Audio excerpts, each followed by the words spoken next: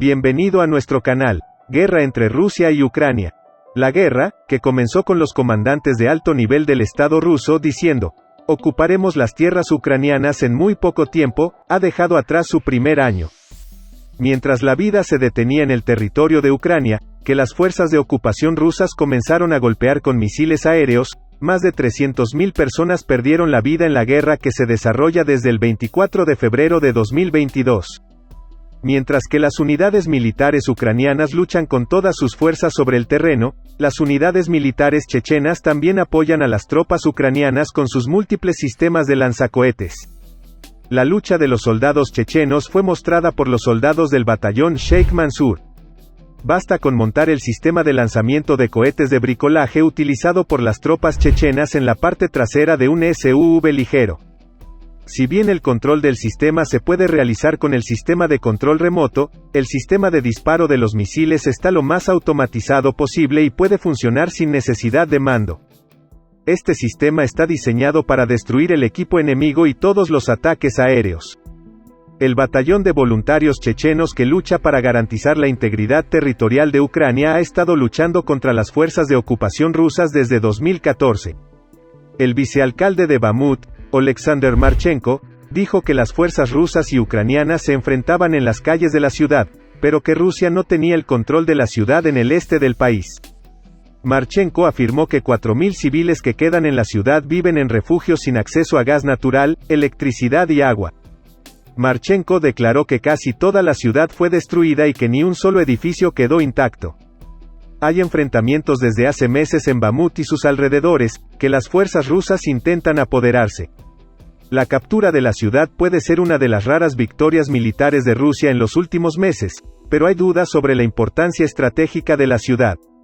Algunos expertos sienten que la victoria en la ciudad no vale el precio pagado. Miles de soldados rusos perdieron la vida en el intento de invasión de 6 meses de las tropas rusas, que intentaron apoderarse de la región de Bakhmut, que tenía una población de 75.000 habitantes antes de la guerra. Después de un intenso fuego de artillería, las fuerzas rusas y el grupo mercenario Wagner parecen haber rodeado gran parte de la ciudad. Marchenko acusó a Rusia de no tener como objetivo salvar la ciudad y de querer exterminar al pueblo ucraniano. Marchenko declaró que no hay oportunidad de comunicación en la ciudad en este momento, los puentes están completamente destruidos y los rusos están usando la táctica de destruir completamente la región. Sin embargo, el ejército ucraniano ha anunciado que ha repelido numerosos ataques rusos desde el viernes.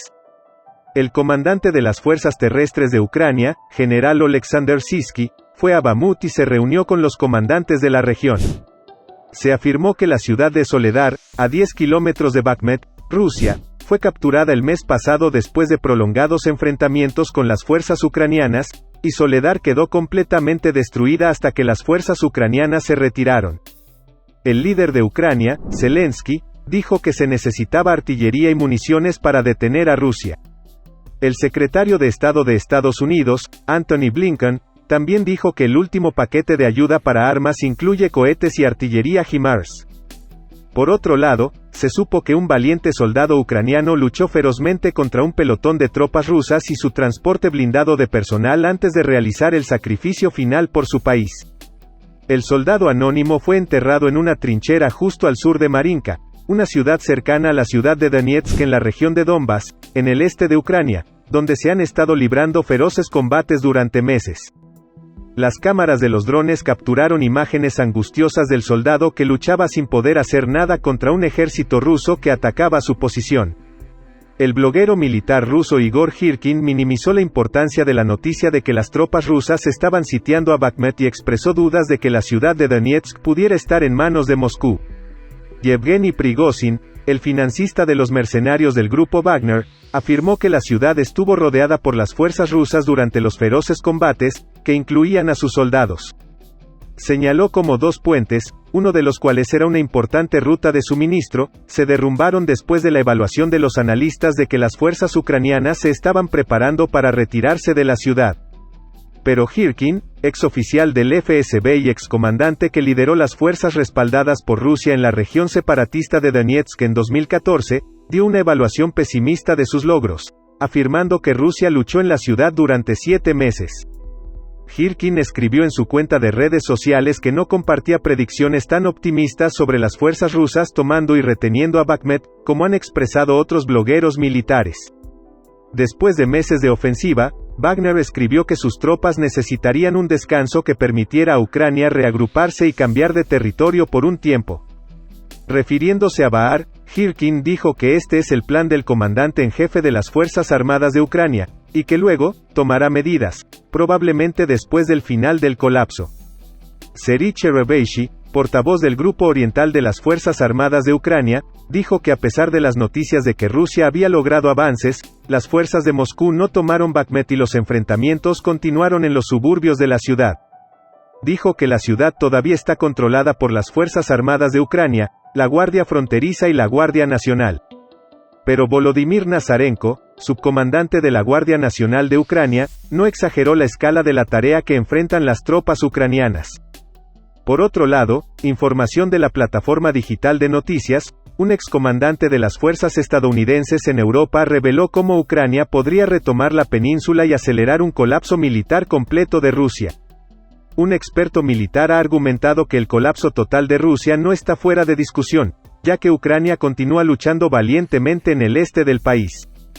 El coronel Richard Kemp, excomandante de infantería, explicó que recuperar la península de Crimea podría ser la clave para derrotar a los rusos.